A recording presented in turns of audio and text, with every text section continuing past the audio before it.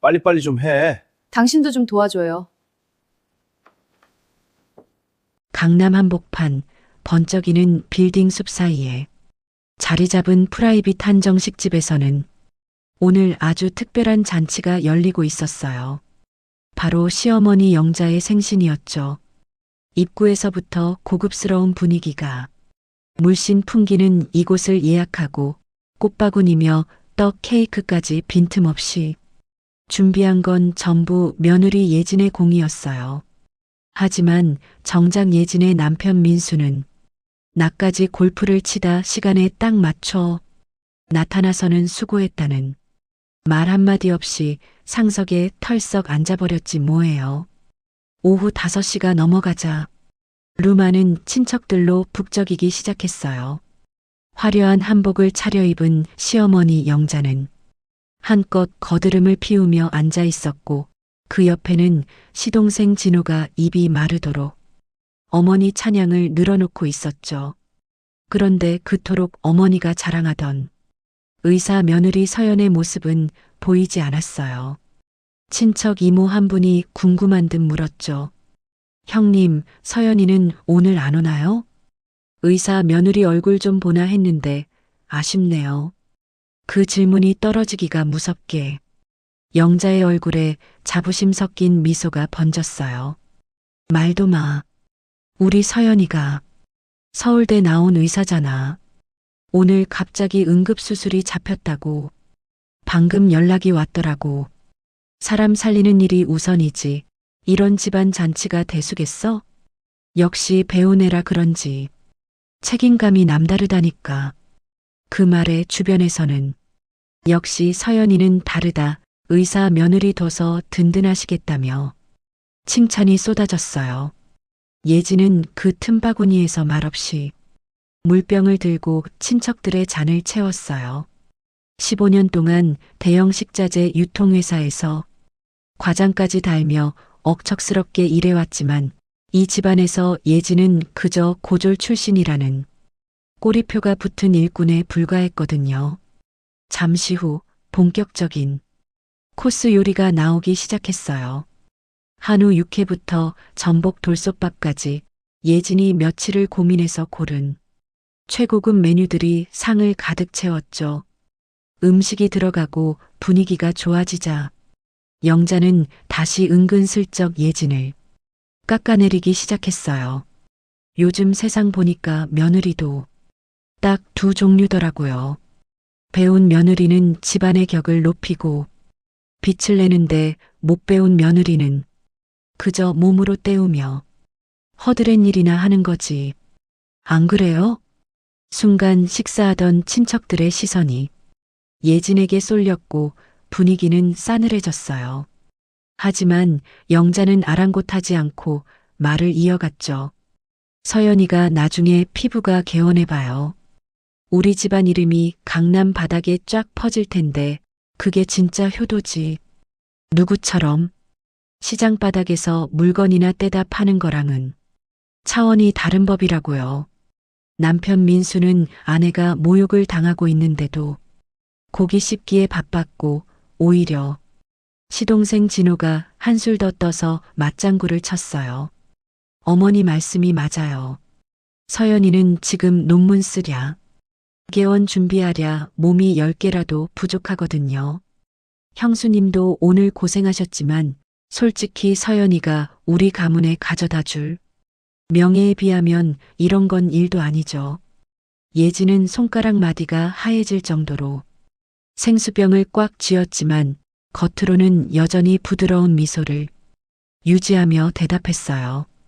어머니, 저도 회사에서 인정받으며 관리직으로 일하고 있어요. 영업팀 이끄는 게 생각보다 치밀한 계산과 전략이 필요한 일이거든요. 그러자 영자가 코웃음을 치며 쐐기를 박았어요. 야, 예진아. 너는 대학도 안 나오고 장사판에서 굴러서 그런지 말이 참 드세구나. 서연이처럼 조신하게 공부한 애들은 어른 앞에서 목소리 높이는 법이 없는데 말이야. 역시 가정교육이랑 학벌은 속일 수가 없다니까. 예진은 그 순간 가슴 깊은 곳에서 뜨거운 것이 울컥 치밀어 오르는 걸 느꼈어요.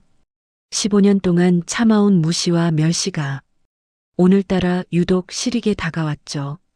시간이 흘러 식사가 마무리될 무렵이었어요. 영자가 핸드백을 무릎 위에 올리면서 자연스럽게 말했죠. 오늘은 큰 며느리가 내겠지? 마치 당연한 수순처럼 눈도 마주치지 않고 던진 말이었어요. 친척들이 예진을 쳐다봤어요. 예진은 잠깐 찻잔을 들여다보다가 천천히 입을 열었어요. 이미 결제됐습니다. 응? 벌써? 예약금에 룸 차집이, 케이크에 꽃다발까지요. 오늘 오시기 전에 전부 제 카드로 선결제해뒀거든요. 예진은 조용히 웃으면서 덧붙였어요. 추가된 와인 2병도 그 카드에 같이 묶였을 거예요. 테이블이 잠깐 조용해졌어요. 영자가 잠시 멈칫했죠. 뭔가 말하려다가 그냥 찻잔을 집어들었어요. 민수가 예진의 얼굴을 봤어요. 예진은 여전히 웃고 있었죠. 밖으로 나오면서 친척 이모 한 분이 예진에게 조용히 속삭였어요. 오늘 수고 많았어. 진짜로. 별 말씀을요. 그래도 어머님이 좀 너무하시다 싶었어. 네가 다 한 거 뻔히 보이는데. 예진은 밤 공기를 한번 들이마셨어요. 괜찮아요. 저는 그냥 오늘 할 일 했을 뿐이에요. 차에 타기 전 예진은 잠깐 발걸음을 멈췄어요. 핸드폰 화면을 켜서 카드 내역을 열어봤죠. 오늘 결제된 금액들이 쭉 나열돼 있었어요. 예약금, 룸차지, 케이크, 꽃다발, 와인 추가분까지. 숫자를 보는 예진의 눈빛은 차갑지도 뜨겁지도 않았어요. 그냥 정확했죠. 하지만 그녀는 알고 있었어요. 오늘 이 수모가 곧 그들에게 처절한 부메랑이 되어 돌아갈 거라는 사실을요. 예진은 조용히 자리에서 일어나며 생각했어요. 어머니, 서울대 의사 며느리가 빛내는 집안이 어떻게 무너지는지 제가 똑똑히 보여드릴게요. 기대하셔도 좋아요. 예진 씨의 입가에 맺힌 미소는 이전과는 결이 다른 아주 서늘하고 정확한 복수의 서막이었답니다. 시댁에서는 투명 인간 취급을 받았지만 회사에서 송혜진 과장은 전혀 다른 사람이었어요. 강남 한정식집에서의 그 굴욕적인 생신 잔치가 지나고 사흘이 흐른 목요일 저녁이었죠. 예진이 다니는 대형 식자재, 유통회사 영업팀의 회식이 마포구의 유명한 고깃집에서 열렸어요. 이번 회식은 단순한 친목 도모가 아니라 연간 계약 갱신을 앞두고 업계에서 까다롭기로 소문난 대형 거래처 대표님까지 참석하는 중요한 자리였답니다. 예진은 팀장님 바로 오른쪽, 소위 말하는 상석 중의 상석에 앉아 있었어요. 이 자리 배치 하나만 봐도 팀 내에서 예진의 위상이 어느 정도인지 단번에 알 수 있었죠. 노릇노릇하게 구워지는 삼겹살 냄새와 함께 소주잔이 몇 차례 오가자 무뚝뚝하기로 소문난 거래처 대표님이 예진을 정면으로 바라보며 입을 뗐어요. 송 과장님, 제가 원래 입에 발린 소리 못하는 사람인 거 아시죠? 근데 오늘은 꼭 한마디 해야겠어요. 대표님이 잔을 내려놓으며 진지한 표정으로 말을 이어갔죠. 올해 우리 회사 솔직히 송 과장님 덕분에 살았습니다. 상반기에 원자재 가격 미친 듯이 뛸 때 다른 업체들은 단가 올리거나 물량 줄이기 바빴잖아요. 그때 송 과장님이 밤새 대한 루트 찾아서 먼저 제안해주지 않았으면 우리 하반기 계약 줄줄이 날아갔을 거예요. 진짜 생명의 은인이라니까요. 옆에 있던 팀장님도 흐뭇한 미소를 지으며 거들고 나섰어요. 우리 팀에서 거래처 이탈률 제로인 사람이 바로 송 과장이에요. 단순히 물건만 파는 게 아니라 숫자를 꿰뚫어 보면서 상대방의 가려운 곳을 정확히 긁어주거든요. 고졸이면 어떻고 대졸이면 어떻습니까? 실력이 곧 계급인 세상인데 말이죠. 동료들도 소주를 채워주며 한마디씩 보탰어요. 맞아요. 예진 과장님은 데이터 분석력이 귀신 같아요. 감으로 하는 영업이 아니라 철저하게 계산된 전략으로 움직이니까 거래처들이 한번 맺은 인연을 절대 안 놓으려고 하죠. 우리 팀의 보배라니까요. 예진은 겸손하게 웃으며 잔을 받았어요. 시댁에서 고졸이라 무식하다는 소리를 들으며 물이나 따르던 모습과는 대조적으로 이곳에서 그녀는 대체 불가능한 전문가로 대우받고 있었죠. 예진의 입가에 맺힌 미소는 시댁 식구들 앞에서의 가식적인 웃음과는 달리 당당함이 묻어났답니다. 과찬이세요, 대표님. 대표님 회사가 워낙 탄탄하게 잡아주시니까 저도 제 역량을 발휘할 수 있었던 거죠. 앞으로도 서로 윈윈할 수 있게 최선을 다하겠습니다. 분위기가 최고조에 달해 잔을 부딪히려던 찰나였어요. 테이블 위에 엎어두었던 핸드폰이 요란하게 진동했죠. 화면에 뜬 이름은 남편 민수였어요. 예진은 잠시 양해를 구하고 메시지를 확인했죠. 그런데 그 내용을 읽는 순간 예진의 눈동자가 차갑게 식어버렸어요. 여보, 진혼의 피부가 개원장금이 생각보다 더 많이 필요하게 됐어. 당신 퇴직금 중도 해지 가능한지 내일 당장 좀 알아봐줘. 지금 기가 팍 죽어 있는데 형수로서 체면 좀 세워줘야지. 급하니까 확인하면 바로 답장해. 예진은 메시지를 처음부터 끝까지 천천히 다시 읽었어요. 퇴직금 중도 해지라니요. 15년 동안 몸 부서져라 일하며 모아온 자신의 마지막 보루를 남편은 동생 부부의 개원 자금으로 쓰겠다며 너무나 당연하게 요구하고 있었던 거예요. 옆에서 동료가 걱정스러운 듯 물어왔어요. 과장님, 무슨 급한 연락이라도 왔어요? 표정이 안 좋으신데. 아니에요. 별거 아닌 광고 문자네요. 예진은 아무렇지 않게 핸드폰을 뒤집어 내려놓고 다시 대화에 집중했어요. 하지만 머릿속은 이미 폭풍 전야처럼 요동치고 있었죠. 시동생 진호의 아내 서연이 서울대 의사라는 이유만으로 온 집안이 그들 발 아래 굽신거리는 것도 모자라 이제는 예진의 피 같은 돈까지 갖다 바치라는 남편의 태도에 정이 뚝 떨어졌거든요. 회식이 끝나고 사람들이 흩어진 뒤 예진은 대리기사를 기다리며 식당 앞 계단에 혼자 섰어요. 밤바람이 제법 차갑게 뺨을 스쳤죠. 습관적으로 은행 앱을 열어 공동 명의로 된 적금 계좌를 확인하던 예진은 그대로 얼어붙고 말았어요. 분명히 원금이 그대로 남아있어야 할 계좌의 담보 설정이라는 네 글자가 선명하게 박혀 있었거든요. 대출 실행 내역을 확인하니 날짜는 열흘 전이었어요. 예진이 시어머니 생신 잔치를 예약하느라 정신없던 바로 그 주에 남편 민수가 예진 몰래 공동 적금을 담보로 대출을 받아 동생에게 넘긴 거였죠. 계단 난간을 꽉 쥔 예진의 손등에 핏줄이 돋아났어요. 15년이었어요. 학벌 비하를 견디며 야근과 출장을 반복해 모은 돈, 시댁 명절이며 제사며 뒤치다꺼리 다 하면서도 내색 한 번 안 하고 모아온 그 소중한 돈에 남편이 제멋대로 손을 댄 거예요. 대리기사님이 도착했다는 전화를 받고 차에 올라탄 뒤에도 예진은 핸드폰 화면을 끄지 않았어요. 남편의 뻔뻔한 퇴직금 요구 문자, 그리고 몰래 실행된 대출 내역. 예진은 조용히 숨을 고르며 그 화면들을 하나하나 캡처했답니다. 화가 치밀어 눈물이 날 법도 했지만 신기하게도 예진의 마음은 그 어느 때보다 차분하고 선명해졌어요.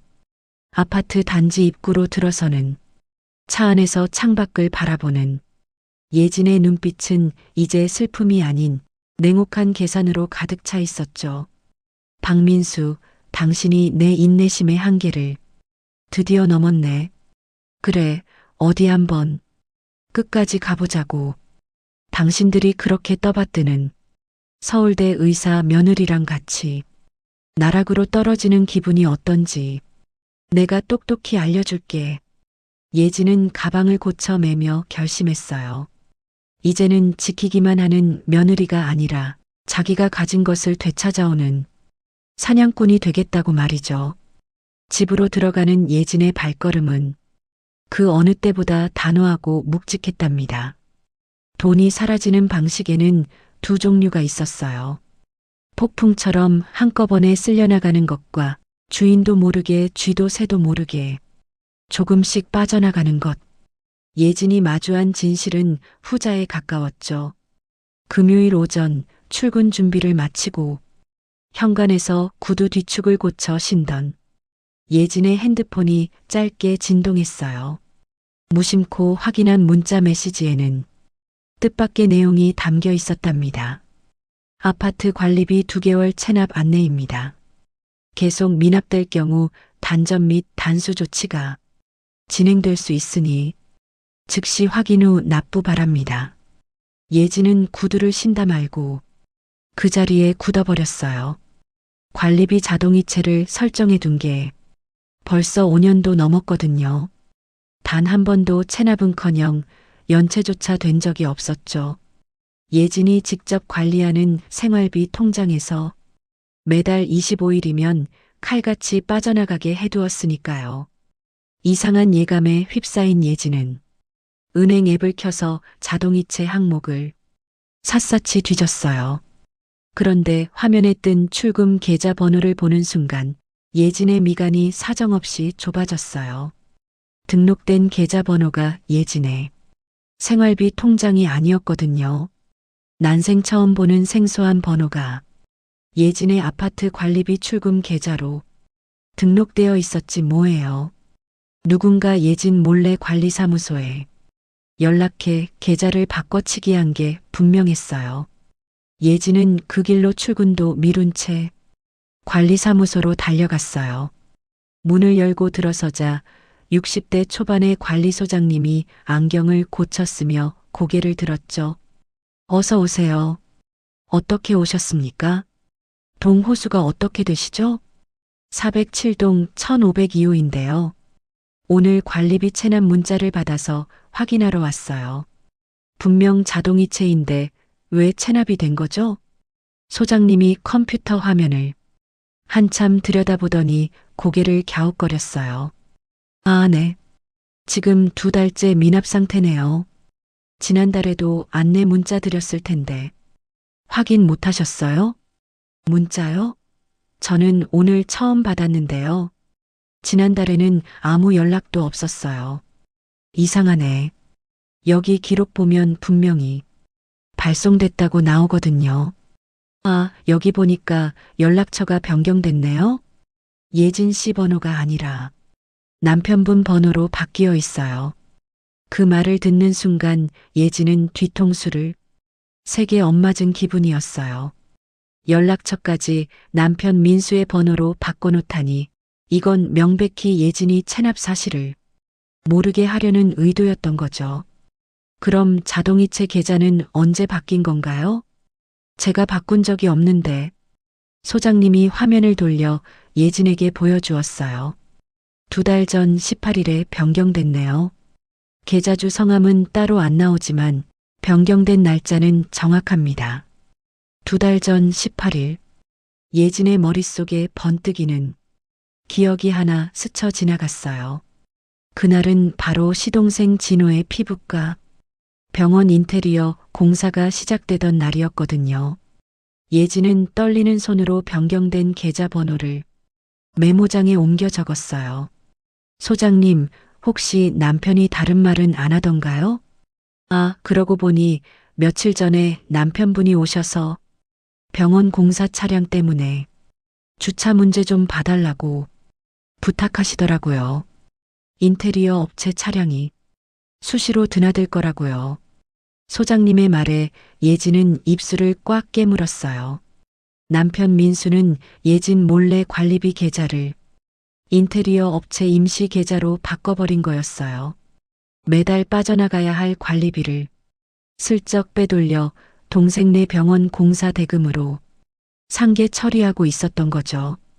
예진에게는 한마디 상의도 없이, 아니 오히려 들키지 않으려고 연락처까지 조작해가면서 말이에요. 예진은 그 자리에서 미납된 2달치 관리비를 바로 입금했어요. 소장님이 영수증을 건네주며 한마디 더 덧붙였죠. 요즘 의사 재수 씨 병원 준비하느라 남편분이 고생이 많으신가 봐요. 참 대단하시네. 소장님은 칭찬이라고 한 소리였겠지만 예진의 가슴에는 비수가 되어 꽂혔어요. 예진은 차갑게 식은 얼굴로 대답했어요. 네, 아주 대단한 형님이죠. 앞으로는 제 번호로 다시 등록해 주세요. 어떤 변경사항도 제 허락 없이는 안 됩니다. 관리사무소를 빠져나온 예진은 집으로 올라와 서랍 깊숙이 넣어두었던 서류 가방을 꺼냈어요. 15년 동안 이 집안의 모든 자금 흐름을 기록해둔 영수증 파일이었죠. 예진은 인테리어 업체 계약서, 사본을 찾아내어 관리비, 자동이체 계좌 번호와 대조해 봤어요. 아니나 다를까 앞자리 숫자 6개가 정확히 일치했답니다. 남편 민수는 예진이 피땀 흘려번 돈으로 동서의 병원을 지어주고 있었던 거예요. 예진은 떨리는 손으로 파일을 한 장 한 장 넘기기 시작했어요. 이번에는 아주 꼼꼼하게 단 이런 한 장의 오차도 허용하지 않겠다는 기세로요. 보험료, 적금, 각종 공과금 내역을 대조하던 예진의 펜 끝이 멈췄어요. 수상한 항목이 2개나 더 발견되었거든요. 예진은 그 항목들 옆에 빨간색 펜으로 큼지막하게 물음표를 찍었어요. 그리고는 증거를 남기기 위해 핸드폰 카메라로 서류 전체를 촬영했죠. 이제 더 이상 참을 이유도 봐줄 가치도 없었어요. 예진은 곧바로 친정아버지에게 전화를 걸었습니다. 아버지, 저예요. 지금 바쁘세요? 예진아. 무슨 일이야? 목소리가 왜 이렇게 가라앉았어? 은퇴한 세무사 출신인 아버지는 딸의 목소리만 듣고도 상황이 심상치 않음을 직감하셨죠. 예진은 이를 악물며 대답했어요. 아버지, 저 자금 분석 좀 도와주셔야겠어요. 제가 방금 사진 몇 장 보냈거든요. 남편이 제 몰래 어디까지 손을 댔는지, 동선의 병원 자금이 어떻게 흘러갔는지 낱낱이 파헤쳐야겠어요.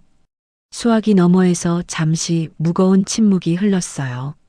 이내 아버지의 낮고 단호한 목소리가 들려왔죠. 보내거라. 아버지가 전부 훑어보마. 걱정하지 마라, 예진아. 숫자는 거짓말을 안 하는 법이다. 내가 당한 것 이상으로 돌려줄 준비를 해야겠구나. 아버님과의 통화를 끝낸 예진은 창밖을 내다보았어요. 강남의 화려한 풍경이 한눈에 들어왔지만 예진의 마음은 남극의 얼음처럼 차갑게 식어 있었죠.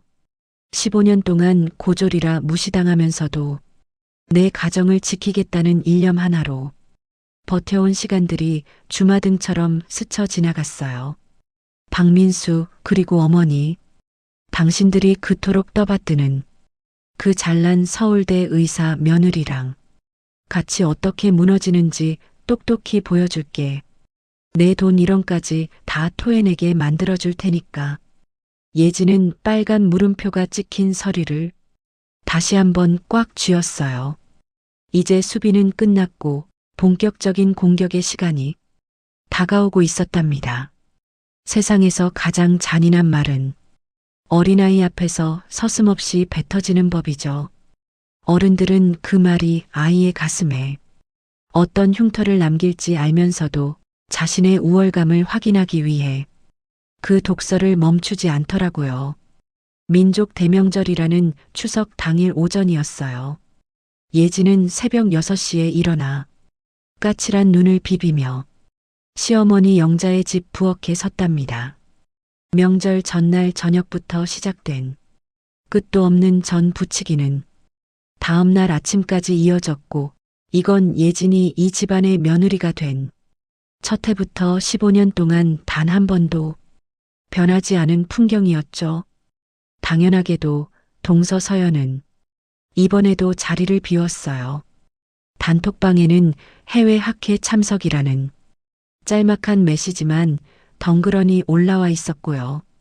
벌겋게 달궈진 펜 앞에서 예진은 동태전을 하나하나 올리고 있었어요.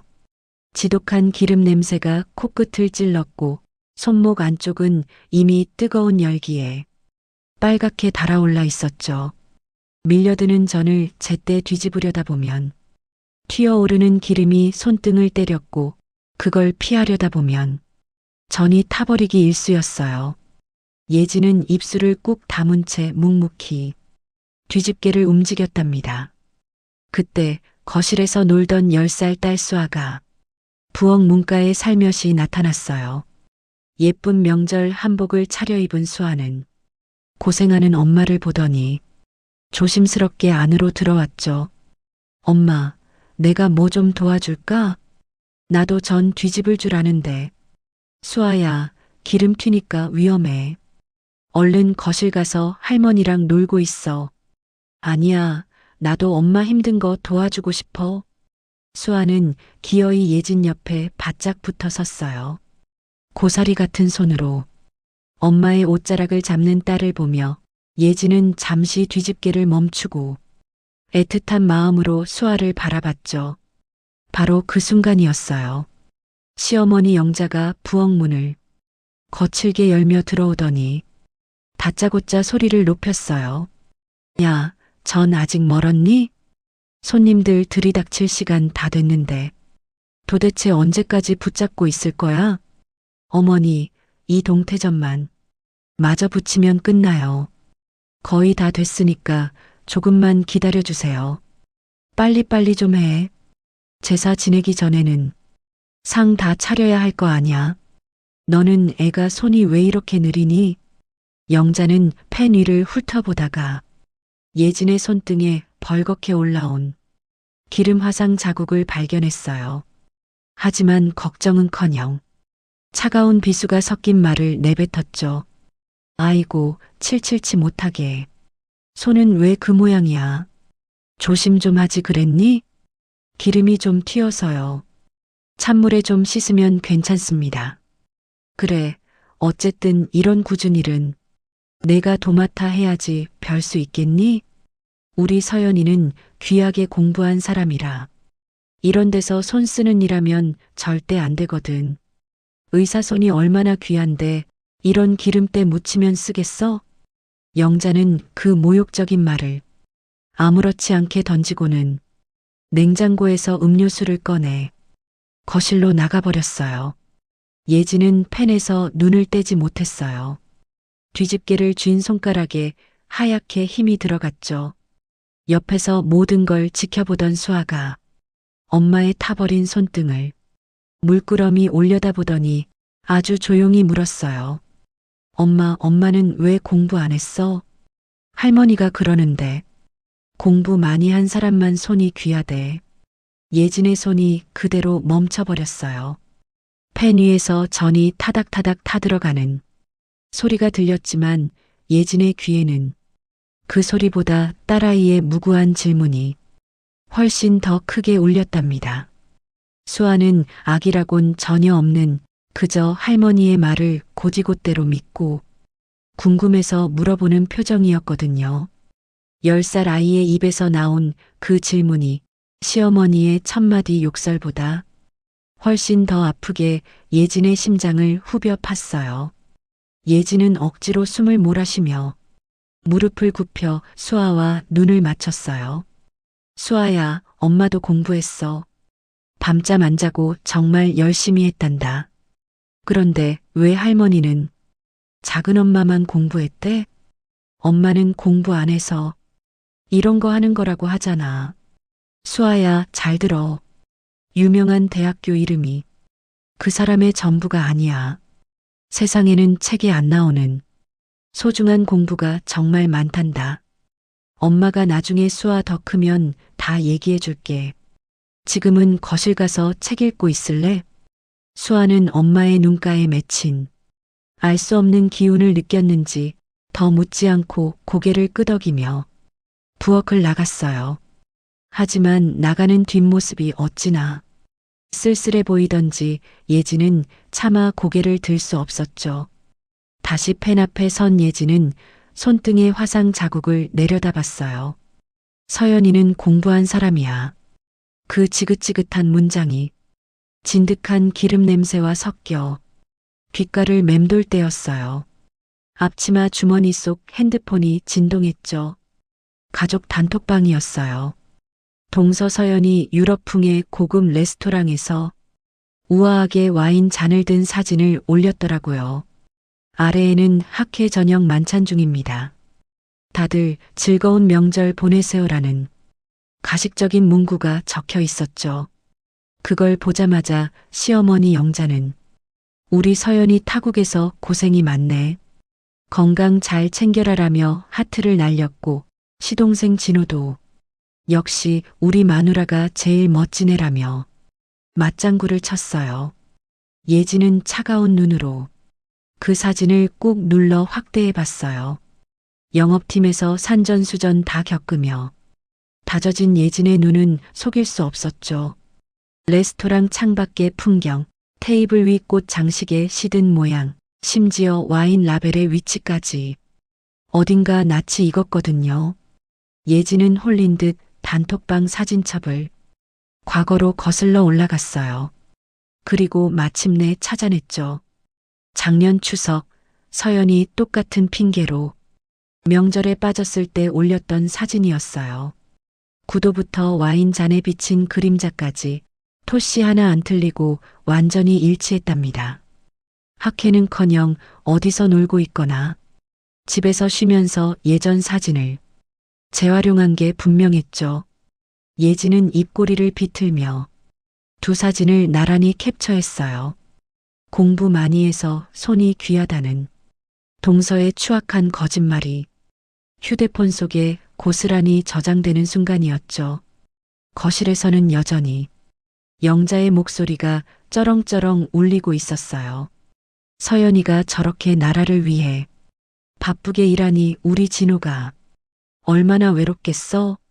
명절에도 혼자 오고 말이야. 그래도 우리 집안에 의사 며느리가 있다는 게 얼마나 든든한 일이니?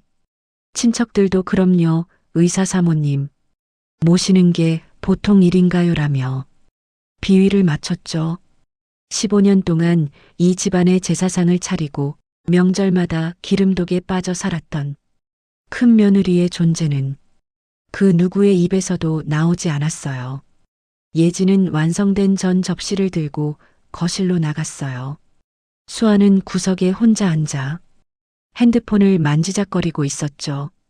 예지는 딸의 옆에 앉아 어깨를 가만히 다독여 주었어요. 수아가 고개를 들자 예지는 아무 말 없이 하지만 그 어느 때보다 단단한 눈빛으로 살짝 웃어 보였답니다. 그 웃음 뒤에는 서늘한 결심이 도사리고 있었죠. 내 딸 수아한테는 절대 이 지옥 같은 부엌을 물려주지 않을 거야. 기름에 손대어가며 공부 못한 사람 취급받는 이 비참한 명절을 내 자식한테는 단 한 번도 겪게 하지 않겠어.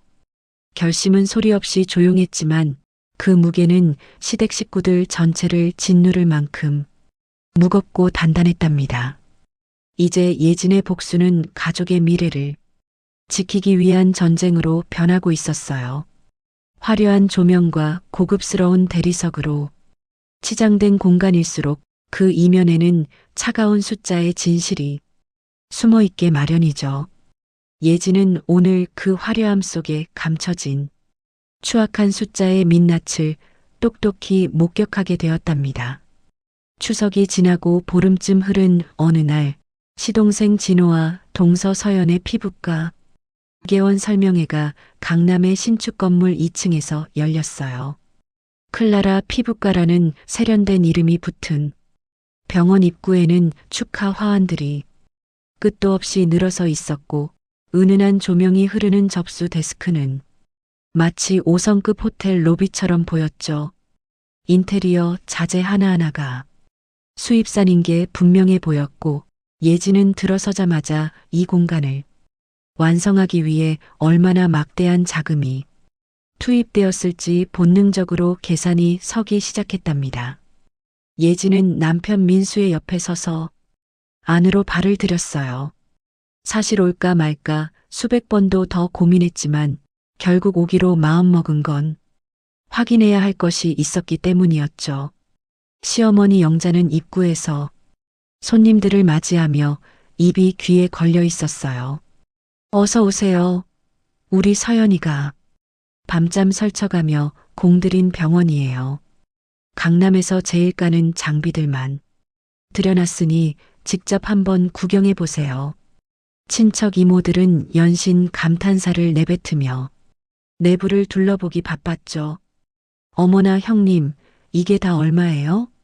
인테리어가 정말 눈이 튀어나올 정도로 고급스럽네요. 그러게 말이에요. 우리 서연이가 안목이 높아서 디자이너 세 군데나 퇴짜 놓고 고른 거래요. 저기 보이는 레이저 장비들도 전부 독일제 최고급이라니까요. 영자의 자랑이 이어지는 동안 예지는 조용히 시선을 옮기며 공간을 분석했어요. 바닥 마감재, 벽면 패널의 재질, 그리고 슬쩍 들여다본 시술실에 의료기기들까지 15년 동안 유통업계에서 숫자를 다뤄온 예진의 머릿속에는 억 단위의 금액들이 쉴 새 없이 찍히고 있었죠.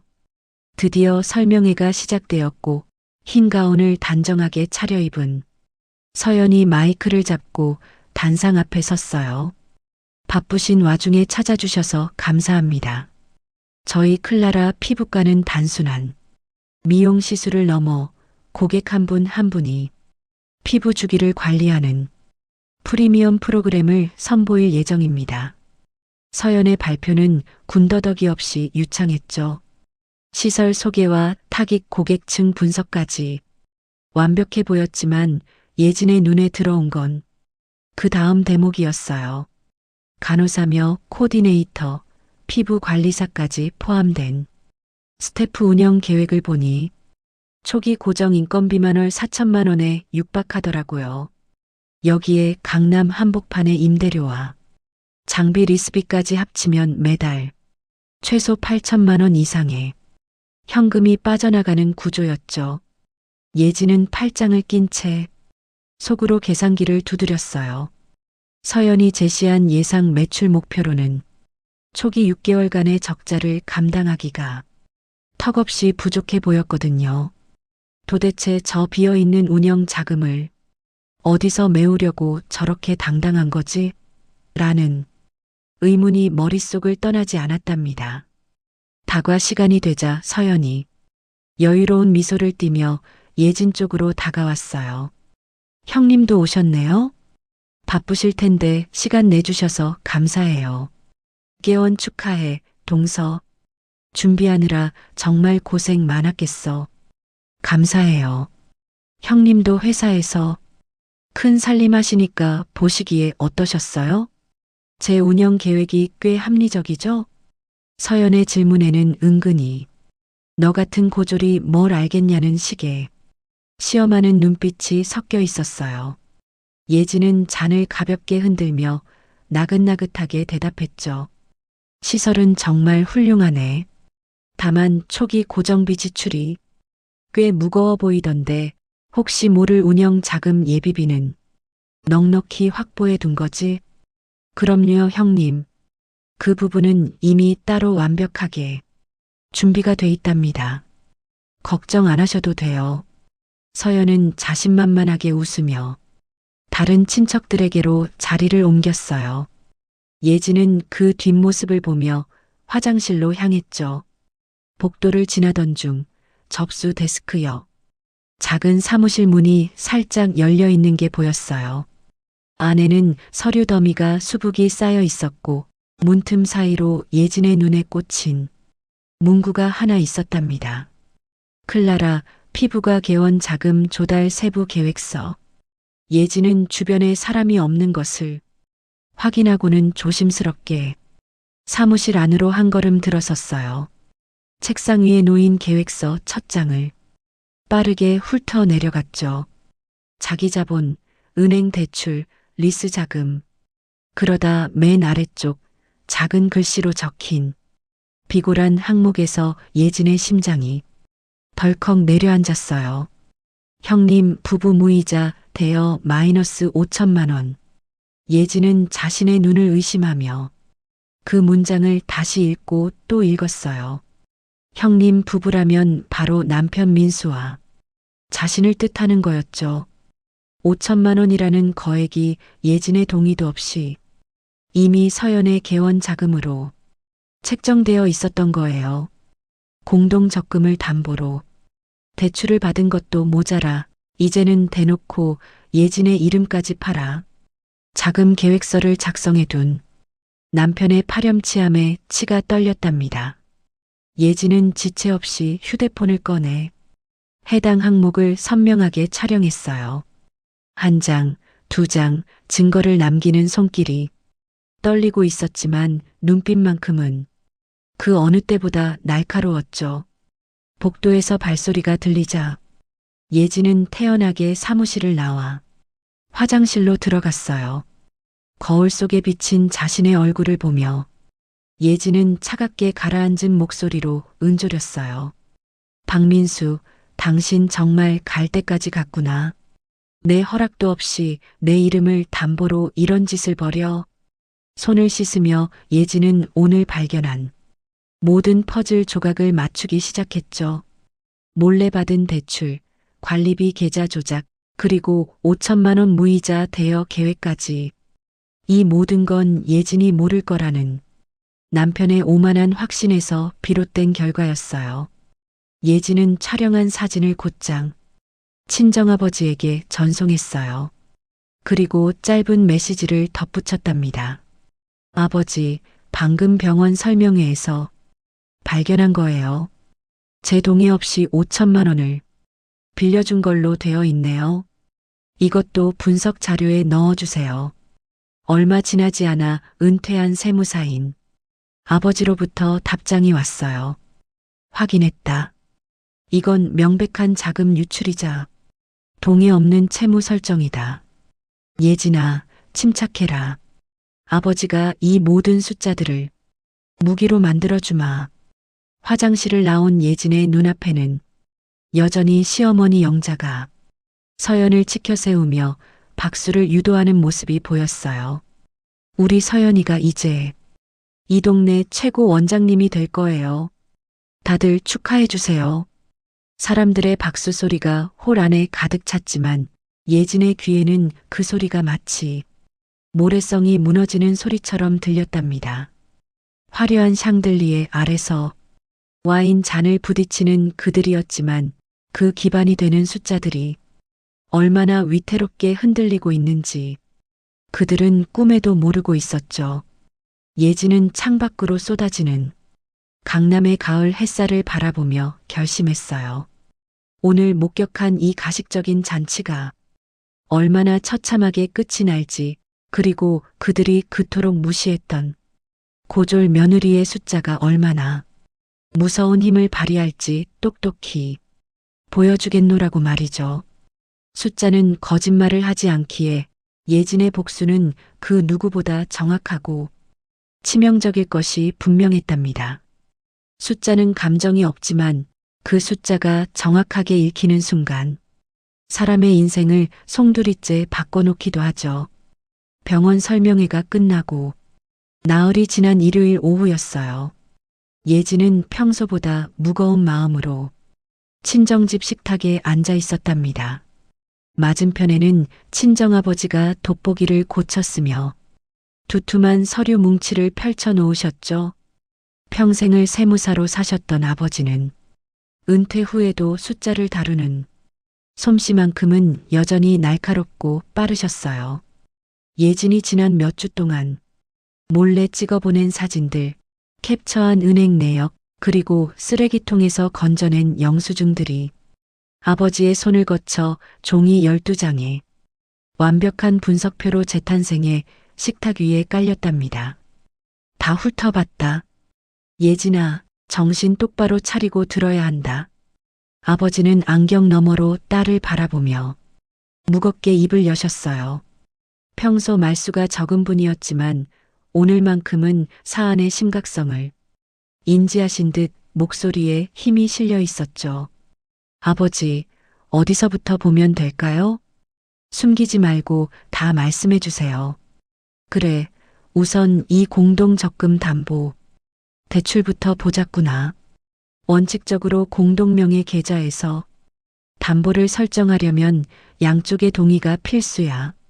그런데 민수 이놈이 은행 직원이랑 안면이 있는지 아니면 서류를 조작했는지 내 동의 없이 단독으로 진행했더구나.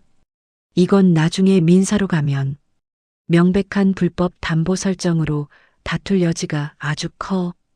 예진은 입술을 깨물며 아버지의 설명을 메모지에 꼼꼼히 받아 적었어요. 손끝이 파르르 떨렸지만 눈빛만은 형형하게 빛나고 있었죠. 그럼 관리비 계좌를 몰래 바꾼 건요? 그것도 법적으로 문제가 되나요? 그건 아주 고약한 수법이지. 공동생활비 계좌에서 내가 모르게 출금처를 바꿨다는 건 사실상 공금 횡령이나 다름없어. 병원 인테리어 공사 계좌로 흘러들어갔는데 금액이 문제가 아니라 그 패턴이 아주 지능적이야. 한 번은 실수라 쳐도 연락처까지 바꿔가며 은폐한 건 명백한 의도가 있는 범죄거든. 아버지는 한숨을 내쉬며 두 번째 장을 넘기셨어요. 그리고 가장 결정적인 대목을 펜으로 톡톡 치셨죠. 이게 제일 큰 문제다. 자금 계획서에 적힌 형 부부 무이자 대여 5천만 원 항목 말이야.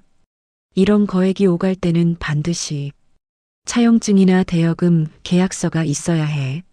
상환 기간이나 이자율이 명시되지 않으면 세무서에서는 이걸 100% 증여로 본단다. 무이자로 5천만 원을 줬다? 이건 신고 안 했으면 가산세 폭탄 맞기 딱 좋은 사안이야. 저는 계약서 근처에도 가본 적 없어요. 민수 씨한테 단 한마디도 들은 적 없고요. 그럼 서류상으로는 존재하지 않는 돈인 게지. 이 바닥에서는 서면이 없으면 없는 거나 마찬가지란다. 결국 내 남편은 내 돈을 자기 마음대로 동생한테 상납한 꼴이야. 예지는 가슴이 답답해져 왔지만 아버지는 멈추지 않으셨어요. 세 번째 장에는 동서 서연에 병원 자금 구조가 표로 정리되어 있었죠. 자기 자본, 대출, 리스, 그리고 형 부부 대여금까지 칸칸이 채워진 숫자들이 예진을 비웃는 것 같았어요. 서연이라는 그 의사 동서 말이다.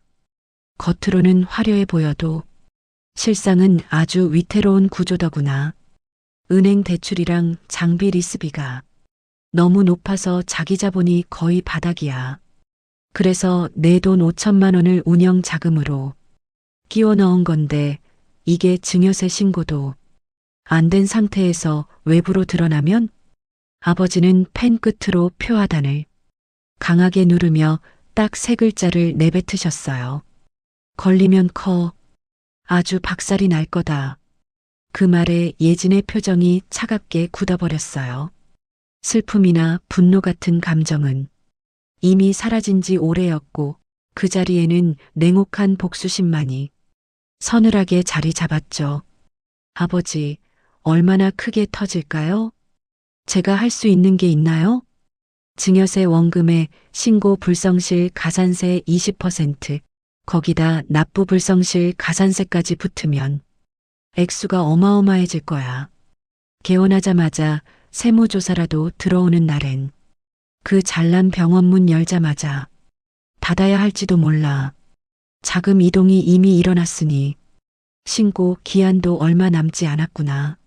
아버지는 안경을 벗어 서류를 정리하며 딸의 얼굴을 가만히 살피셨어요.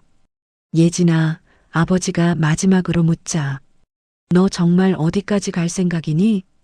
상대는 내 시댁 식구들이고 남편인데 감당할 수 있겠어? 예진은 창밖 마당에 길게 드리워진 햇살을 보며 대답했어요. 목소리는 낮았지만 결연함이 묻어났죠. 아버지, 저 15년 동안 그 집안에서 투명 인간처럼 살았어요. 고졸이라고 무시당하고 의사동서 뒷바라지하는 게 당연한 줄 아는 사람들한테 제 인생을 다 바쳤다고요. 이제 몰라서 당하는 바보짓은 끝낼 거예요. 그들이 그토록 떠받드는 그 가짜 성을 제가 직접 무너뜨릴 거예요. 아버지는 잠시 침묵하시더니 천천히 고개를 끄덕이셨어요. 딸의 눈에서 예전과는 다른 단단한 의지를 읽으신 거죠. 그래, 모르는 것과 알고도 참는 건 천지 차이지. 내 결심이 그렇다면 아버지가 끝까지 도울게. 서류를 다시 훑어보던 예진의 눈이 마지막 장에서 멈췄어요. 병원 잔금 지급 예정일이 다음 달 25일로 적혀 있었거든요. 예진은 즉시 휴대폰을 꺼내 자신의 카드 결제일과 보험료 출금일을 대조해 봤어요. 소름 돋게도 전부 25일로 일치했답니다. 아버지, 이것 보세요. 병원 잔금을 치르는 날이 우리 집 모든 자동이체가 빠져나가는 날이랑 똑같아요. 25일이요. 결국 내 생활비 통장이랑 카드 한도를 이용해서 그 잔금을 메우겠다는 심산이구나. 아주 끝까지 영악하게 구는군. 예진은 화면을 끄며 자리에서 일어났어요. 이제 모든 퍼즐이 맞춰졌고 행동할 시간만이 남았죠. 25일이 되기 전에 제가 먼저 움직여야겠어요. 가장 확실하고 치명적인 방법으로요. 무슨 생각을 하는 게냐? 예진은 아버지를 똑바로 응시하며 차갑게 말했어요. 가족 카드부터 정지시킬 거예요. 한도 끝까지 올려놓은 그 카드들 단 한 푼도 못 쓰게 묶어버릴 거고요. 그리고 제가 관리하던 모든 계좌를 동결시킬 겁니다. 아버지는 딸의 결단력에 조금 놀란 듯 하셨지만 이내 나지막이 경고하셨어요. 그거 한번 시작하면 정말 돌아올 수 없는 강을 건너는 거야. 시댁 식구들 난리가 날 텐데 괜찮겠니? 괜찮아요, 아버지. 돌아갈 생각 따위 추호도 없으니까요. 그들이 제 등에 비수를 꽂았을 때 이미 우리 관계는 끝난 거예요. 식탁 위에 놓인 서류들은 15년 세월의 기록이자 전쟁의 선포문이었어요. 아버지는 서류들을 한 장씩 정성스럽게 모아 예진의 앞으로 밀어주셨죠. 가져가거라. 이건 이제 내 무기다. 숫자로 싸우는 법을 이 아버지가 똑똑히 가르쳐주마. 예진은 서류 뭉치를 꽉 쥐고 친정집을 나섰어요. 등 뒤로 쏟아지는 노을빛이 마치 전쟁터로 향하는 장수의 장식처럼 비장하게 느껴지는 일요일 오후였답니다. 이제 25일 강남 한복판에서 벌어질 처절한 심판의 시간이 성큼 다가오고 있었어요. 누군가의 인내심에는 반드시 끝이 있는 법이죠. 15년을 억눌려 살았던 예진의 인내심도 이제 바닥을 드러냈어요. 하지만 그 끝은 요란하지 않았답니다.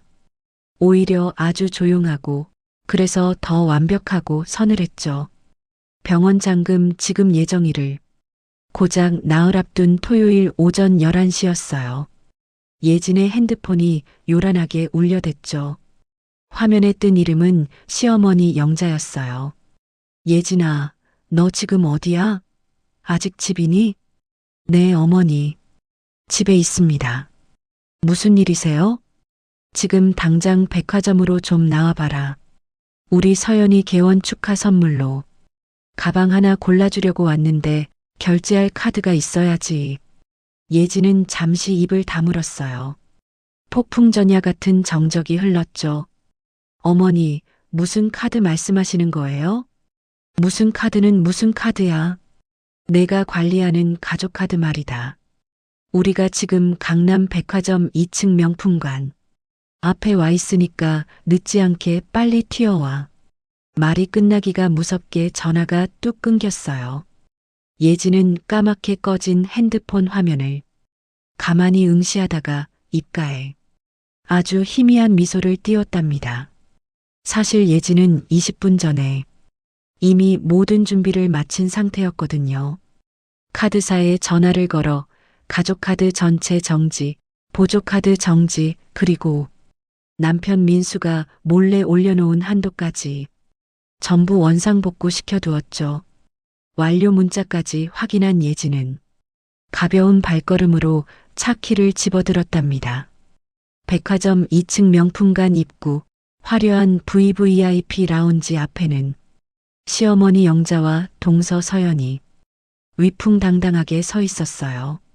서연의 손에는 이미 다른 매장에서 산 쇼핑백이 들려 있었고 매장 직원은 그들 옆에서 허리를 굽히고 공손하게 대기하고 있었죠. 예진이 다가가자 영자가 보란 듯이 손을 흔들었어요. 이제 오니? 빨리 이리 와봐. 우리 서연이가 아주 마음에 쏙 드는 걸로 골랐단다. 서연은 당연하다는 듯 직원에게 턱짓을 하며 차갑게 말했어요. 이걸로 주세요. 아까 본 블랙 토트백요.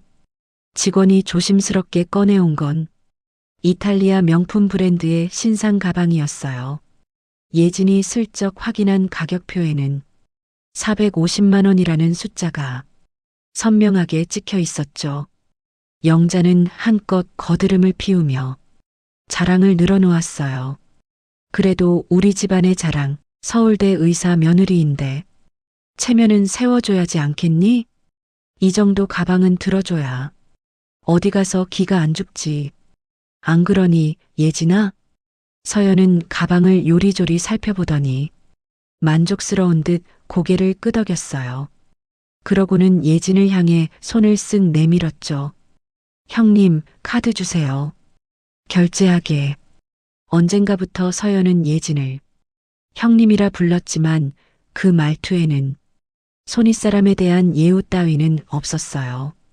마치 아랫사람에게 물건을 내놓으라고 명령하는 듯한 고압적인 태도였죠.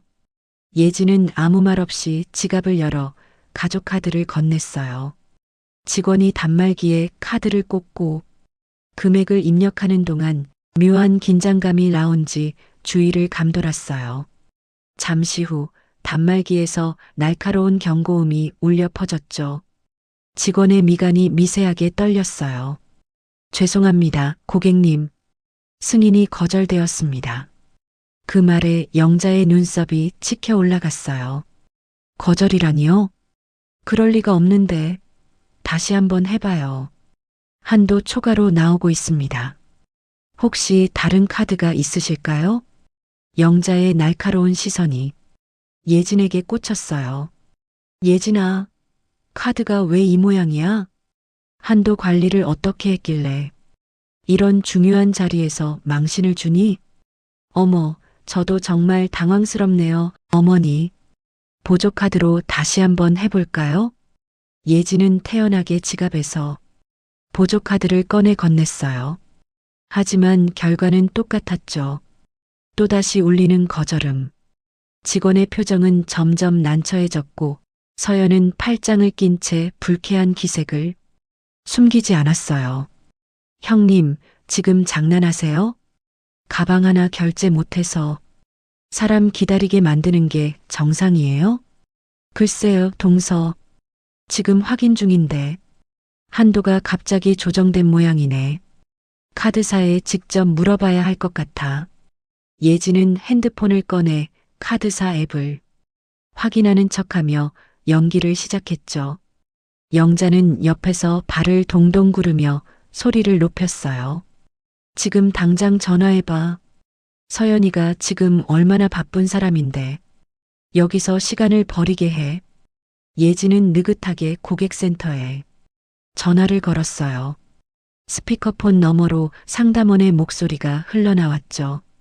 네, 고객님. 확인 결과 해당 카드는 오늘 오전에 사용자 본인의 요청으로 전체 한도 하향 처리되었습니다. 보조카드 역시 동일하게 이용이 제한된 상태입니다. 순간 명품관 복도에 정적이 내려앉았어요. 예진은 담담하게 전화를 끊으며 시어머니를 바라봤죠. 어머니, 카드가 한도가 다 됐다고 하네요. 아니, 누가 한도를 줄였다는 거야. 아, 제가 아침에 한도 정리랑 부정 사용 방지 점검 차원에서 잠시 묶어뒀거든요. 미리 말씀드린다는 게 깜빡했네요. 타이밍이 참 안 좋았죠? 예진의 목소리는 차분했지만 그 속에는 서늘한 칼날이 숨겨져 있었어요. 서연의 얼굴은 이미 불그락푸르락 달아올라 있었죠. 형님, 지금 일부러 이러시는 거예요? 제가 기다리고 있는 거 알면서 타이밍 타령이라니요. 그러게, 동서. 정말 유감이네. 영자가 지갑을 열었어요. 진호명의 카드를 꺼내서 직원에게 건넸죠. 단말기 소리가 났어요. 이번에도 거절이었어요. 직원이 당황한 표정으로 화면을 들여다봤어요. 죄송합니다. 이 카드도 한도 초과로 나오고 있습니다. 영자의 얼굴이 굳어졌어요. 서연이 핸드폰을 꺼내서 진호에게 전화를 걸었어요. 잠깐 통화하더니 얼굴이 살짝 굳어졌죠. 전화를 끊으면서 말했어요. 이번 달 카드 이미 많이 썼대요. 영자가 예진을 쏘아봤어요. 어떻게 된 거야? 오늘 이게 무슨 일이야? 예진은 지갑을 가방에 집어넣으면서 대답했어요. 저도 당황스럽네요. 어머님, 그 말이 끝이었어요. 예진은 더 덧붙이지 않았죠. 매장 직원이 조심스럽게 물었어요. 혹시 현금이나 다른 카드로 진행하시겠어요? 영자와 서연이 서로 눈빛을 주고받았어요. 아무도 선뜻 나서지 않았죠. 예진은 그 모습을 지켜봤어요. 서울대 며느리 체면을 세워줘야 한다던 사람들이 450만 원짜리 가방 앞에서 지갑을 선뜻 열지 못하고 있었죠. 저는 이만 가볼게요. 어머님, 다음에 뵙겠습니다. 예진은 가볍게 인사하고 몸을 돌렸어요. 명품관 복도를 걸어 나오면서 뒤를 돌아보지 않았죠. 엘리베이터 앞에서 잠깐 멈췄어요. 핸드폰 화면을 켜서 카드 한도 제한 완료 문자를 한 번 더 확인했죠. 오전 11시 4분. 영자한테 전화 오기 딱 20분 전이었어요. 예진은 핸드폰을 가방에 넣고 엘리베이터에 올랐어요. 문이 닫히는 순간까지 표정은 바뀌지 않았죠. 조용하고 단단했어요. 처음부터 계획한 자리였으니까요. 15년을 죽은 듯 참아온 사람이 칼을 뽑을 때는 소리가 나지 않는 법이죠. 하지만 그 칼날이 내리쳐진 결과는 세상 그 어떤 천둥 소리보다 크게 울려 퍼지는 법이랍니다. 백화점에서 그 굴욕적인 카드 거절 사태가 벌어지고 닷새가 흐른 토요일 저녁이었어요. 시어머니 영자가 가족 단톡방에 서슬 퍼런 명령을 내렸죠. 서초구의 한 고급 한우 전문점에서 모이자는 거였어요. 예진은 덤덤하게 날짜를 확인했어요. 소름 돋게도 그날은 동서 서연의 병원 잔금 지급 예정일 바로 다음 날이었죠. 예진은 약속 시간보다 10분 일찍 도착해 룸자리에 앉았답니다. 무거운 가방 안에는 두툼한 서류 봉투 하나가 들어 있었어요. 친정아버지가 밤새 정리해준 자금 흐름표, 캡처된 이체 내역, 남편 몰래 뽑아둔 적금 담보 설정 서류까지. 그야말로 박민수와 그 식구들을 단숨에 무너뜨릴 폭탄이 장전되어 있었죠. 잠시 후 영자가 시동생 진호와 동서 서연을 거느리고 위풍당당하게 들어왔어요. 남편 민수는 예진의 옆자리에 앉으며 기어들어가는 목소리로 경고했죠. 여보, 오늘 제발 사고 치지 말고 조용히 있어. 알았어? 예진은 대답 대신 서늘한 미소만 지어 보였어요. 서연은 자리에 앉자마자 인사도 없이 메뉴판부터 뒤적였죠. 지난번 백화점에서의 망신 때문인지 얼굴에는 도끼가 잔뜩 서려 있었답니다. 고기가 구워지고 술잔이 한 바퀴 돌자 시어머니 영자가 헛기침을 하며 분위기를 잡았어요. 저번에 백화점에서 일이 좀 매끄럽지 못했는데 오늘은 다 잊고 편하게 먹자꾸나. 가족끼리 얼굴 붉혀서 뭐 하겠니? 편하게 먹자는 말과는 다르게 영자의 눈은 예진을 잡아먹을 듯 노려보고 있었어요. 마치 내가 감히 우리 서연이 망신을 줘? 라고 따지는 기색이 역력했죠. 그때 서연이 젓가락을 내려놓으며 신경질적으로 입을 뗐어요. 어머니, 지금 고기가 문제가 아니에요. 이번 달 병원 잔금 처리가 좀 늦어질 것 같아요. 갑자기 자금 쪽에 구멍이 생겨서요. 진호도 초조한 듯 형인 민수를 바라봤죠. 형, 우리 저번에 얘기한 거 있잖아. 오늘 무조건 해결해 준다고 했지? 지금 당장 입금이 안 되면 계약 파기될 판이야. 민수가 당황해서 예진의 눈치를 살피며 얼버무렸어요. 그건 내가 알아서 할게. 걱정 마라. 그때였어요. 조용히 물을 마시던 예진이 컵을 탁 소리나게 내려놓으며 입을 열었죠. 어떻게 알아서 하실 건데요, 민수 씨? 민수의 얼굴이 순식간에 흑빛이 됐어요. 제발 가만히 있으라는 간절한 눈빛을 보냈지만 예진은 비웃듯 가방에서 서류 봉투를 꺼내 테이블 위에 던졌답니다. 이게 뭐야? 밥 먹는 자리에 웬 서류니? 영자가 눈살을 찌푸리자 예진은 서류 한 장을 시어머니 앞으로 밀어 넣었어요. 보시면 압니다. 첫 번째, 우리 아파트 계약금 증빙 서류예요. 총 7억 2천만 원 중에 제 피 같은 돈이 5억이나 들어갔더군요.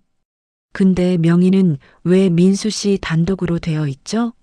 민수가 자리를 박차고 일어나려 했지만 예진의 서슬 퍼런 목소리가 그를 주저앉혔어요. 앉아. 아직 멀었으니까. 두 번째, 여기 적금 담보대출 내역 보세요. 나한테 상의 한마디 없이 공동 적금을 담보로 대출받아서 동선의 인테리어 업체로 쏜 거, 이거 명백한 횡령이죠? 그리고 관리비 계좌까지 바꿔치기해서 공금 빼돌린 거 관리사무소에서 다 확인했습니다. 서연의 안색이 창백해졌어요. 젓가락을 쥔 손이 부들부들 떨리기 시작했죠. 형님, 지금 우리 병원 자금 가지고 협박하시는 거예요? 그건 형제들끼리 알아서 한 일이지. 저랑은 상관없다고요. 상관이 없어? 여기 자금 계획서 봐. 형 부부 무이자 대여 5천만 원. 내 이름이 여기 왜 들어가 있어? 대여금 계약서도 없이 이딴 식으로 돈 돌리는 거 세무조사 한 번이면 바로 증여세 폭탄인 거 몰라? 서울대 의사라면서 숫자 계산은 초등학생보다 못하네. 예진의 독설이 룸안에 비수처럼 꽂혔어요. 영자가 참다 못해 숟가락을 내던지며 소리를 질렀죠. 너 미쳤니? 가족끼리 푼돈 좀 빌려 쓴 걸로 어디서 눈을 부릅떠? 고졸이라 무식한 줄은 알았지만 이렇게 천박하게 굴 거야? 고졸이라서 당해준 건 지난 15년으로 충분해요, 어머니. 그동안 제 카드로 어머니 생신 챙기고 이 집안 뒤치다꺼리 다 할 때는 입 싹 닦으시더니 이제 와서 고졸 타령이세요? 한 번만 더 그 입에서 학벌 얘기 나오면 저 지금 당장 국세청으로 직행합니다. 루마는 얼음물을 끼얹은 듯 정적이 흘렀어요. 그때 예진의 핸드폰이 진동했죠. 잔액 부족으로 출금 실패. 병원 잔금을 치르려던 남편의 시도가 처참하게 무너진 알림이었어요. 예진은 그 화면을 서연의 코앞에 들이밀었답니다. 동서, 방금 잠금 이체 실패했던네. 오늘 자정까지 돈 안 들어가면 병원 개원이고 뭐고 다 날아가는 거 맞지? 진호가 사색이 되어 자리에서 일어났어요. 서연은 울음이 터지기 직전이었죠. 영자는 뒷목을 잡으며 쓰러질 듯 의자에 기대었어요. 예진은 마지막으로 공동명의 변경 신청서를 남편 앞에 내밀었죠. 민수 씨, 지금 당장 여기 서명해. 내 집은 5억 찾아오는 게 먼저야. 서명 안 하면 오늘 병원 잔금은 물론이고 당신 회사에 이 횡령 내역 싹 다 돌릴 줄 알아. 민수는 결국 부들부들 떨리는 손으로 펜을 잡았어요. 서류의 사인이 휘갈겨지는 순간 15년 동안 예진을 가두었던 감옥의 문이 부서져 내렸답니다. 제 돈으로 세운 집에서 제 돈으로 세운 병원 돕는 가식적인 연극은 오늘로 끝입니다. 고기는 당신들끼리나 많이 드세요. 체하지 않게 조심하시고요. 예진은 가방을 챙겨 미련 없이 룸을 나섰어요. 등 뒤에서 영자의 비명 섞인 통곡과 진호의 절규가 들려왔지만 예진의 발걸음은 그 어느 때보다 가볍고 경쾌했죠. 강남의 밤 공기는 차가웠지만 15년 만에 되찾은 자신의 이름 석자는 뜨겁게 타오르고 있었답니다. 이제 더 이상 고졸 며느리 송혜진은 없었어요. 오직 자신의 삶을 스스로 쟁취한 당당한 승리자만이 그 밤거리를 걷고 있었을 뿐이죠. 화려한 성각이 무너지는 건 한순간이지만 그 무너짐을 묵묵히 준비하며 기다린 사람의 시간은 결코 짧지 않았죠. 병원 잔금 이체가 처참하게 실패하고 온 집안이 발칵 뒤집혔던 그날로부터 어느덧 석 달이라는 시간이 흘렀어요. 시린 겨울이 가고 꽃피는 봄이 찾아왔지만 강남 한복판에 위치한 클라라 피부과 앞거리는 을씨년스러울 정도로 정적만이 감돌았답니다. 개원 당일 건물 입구를 가득 메웠던 화려한 화환들은 온데간데 없고 빛바랜 전단지만 바람에 굴러다녔죠. 통유리 너머로는 손님 한 명 없는 대기실에서 간호사 한 명이 넋 나간 표정으로 핸드폰만 들여다보고 있었고요. 개원 첫 달 하루 평균 내원 환자는 고작 8명이었어요. 임대료와 인건비를 생각하면 손익분기점의 3분의 1도 안 되는 처참한 성적표였죠. 두 번째 달에 기를 쓰고 홍보를 해서 12명까지 끌어올렸지만 눈덩이처럼 불어나는 고정비를 감당하기엔 역부족이었답니다. 결국 세 번째 달 스태프들의 급여일이 닥쳐오자 시동생 진호는 염치불고하고 형 민수에게 전화를 걸어왔어요. 형, 나 정말 죽을 것 같아. 이번 달 직원들 월급이 300만 원이나 모자라. 민수는 수화기를 붙잡고 한참 동안 말이 없었죠. 300? 지난번에도 가져가지 않았어? 아, 그때는 임대료 낸 거고. 형, 이번 한 번만 딱 한 번만 도와줘. 환자 조금만 더 늘어나면 금방 갚을 수 있어. 응? 민수는 한숨을 내쉬며 전화를 끊고 거실 소파에 앉아 있는 예진을 향해 조심스럽게 다가갔어요. 예진은 평온한 얼굴로 업무 서류를 검토하고 있었죠. 여보, 진호가 지금 병원 인건비가 300만 원이나 모자라다는데 어떻게 방법이 없을까? 예진은 서류에서 눈길조차 떼지 않은 채 무미건조하게 대답했어요. 방법이 왜 없어요? 폐업하면 되죠. 예진아, 그래도 가족인데 말이 너무 심하잖아. 이번 딱 한 번만 좀 융통해주면 안 돼? 예진은 그제야 서류를 탁 내려놓으며 민수를 차갑게 올려다봤어요. 그 딱 한 번이 몇 번째인지 세어보긴 했어요? 제가 개원 전부터 경고했잖아요. 고정비가 너무 높으니 운영 자금 넉넉히 확보하라고요. 그때 동서가 뭐라고 했죠? 다 준비됐으니 고졸 형님은 신경 끄라고 비웃었잖아요. 그 준비라는 게 내 지갑 털어가는 거였는데 이제 그 지갑 다쳤으니 알아서 하라고 하세요. 이론도 못 나갑니다. 민수는 입을 뻥긋거렸지만 예진의 서슬 퍼런 기세에 눌려 아무 말도 하지 못했어요. 예진은 다시 서리로 시선을 돌리며 대화를 끝내버렸죠. 그 주 주말, 이번에는 시어머니 영자로부터 불호령 같은 전화가 걸려왔어요. 예진아, 너 정말 독하게 굴 거니? 진혼의 병원이 망해가는데 형 부부가 나 몰라라 하는 게 제정신이야? 어머니, 저는 15년 동안 할 만큼 했어요. 이미 충분하다 못해 넘치게 했다고요. 뭐가 충분해? 지금 애들 앞길이 막히게 생겼는데 너 그 잘난 아파트 명예 가지고 협박하는 거라며? 배운 것 없는 게 어디서 그런 못된 것만 배워서. 예진은 헛웃음을 삼키며 나긋나긋하게 맞받아쳤어요. 배운 것 없는 사람 돈으로 15년 동안 호의호식하셨으면 이제 염치라는 걸 좀 챙기세요. 제 돈 5억으로 산 집, 제 이름으로 등기되기 전까지는 이 집안에 단 한 푼도 안 풀 겁니다. 순서 기다리세요. 영자의 악을 쓰는 소리가 수화기를 뚫고 나왔지만 예진은 미련 없이 전화를 끊어버렸어요. 핸드폰을 내려놓고 천장을 바라보는데 이상하게도 예전처럼 가슴이 떨리거나 불안하지 않았죠. 오히려 묵은 체중이 쑥 내려가는 것처럼 온몸이 가벼워지는 기분이었답니다. 하지만 시댁 식구들의 공세는 거기서 끝이 아니었어요. 며칠 뒤 가족 단톡방에 시아버지 기일 공지가 올라왔죠. 다음 달 너희 아버님 기일이다. 다들 한 명도 빠지지 말고 새벽같이 모여라. 예진은 그 메시지를 읽고 1초의 망설임도 없이 답장을 적어 내려갔어요. 저는 이번 기일에 참석하지 못합니다. 다들 고생하세요. 순식간에 단톡방에는 불이 붙었죠.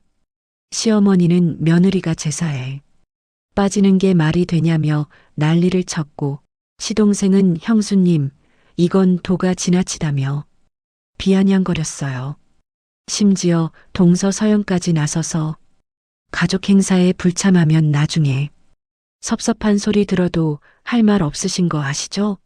라며 훈수를 두더군요.